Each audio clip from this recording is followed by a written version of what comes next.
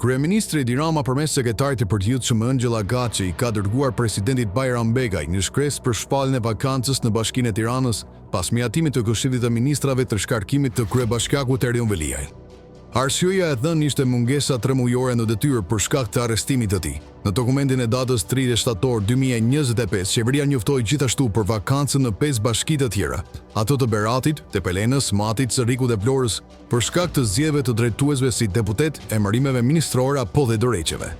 Rasti më i ndjeshëm ishte ai i Tiranës. Më 25 shtator qeveria miratoi propozimin e Këshillit Bashkiak për shkarkimin e Veliajt, vendim që hyri në fuqi një ditë më pas votimit në fetoren zyrtare. Por nga paraburdimi i Durrësit, Veliaj ka dorëzuar ankimimin në gjykatën kushtetuese, duke cilësuar vendimin si antikushtetues. Ai argumenton se mungesa nuk ishte pa arsye, por rezultate një masës arrestit në gjykatë e posaçme.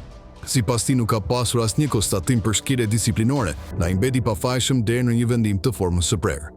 Sipas nenit 115 të Kushtetutës, depozitimi i ankimimit pezullon me njëherë vendimin e qeverisë. Gjykata kushtetuese ka regjistruar çështjen dhe ka caktuar relatorin, duke bllokuar automatikisht procedura për zhvillësimin e Veliajt.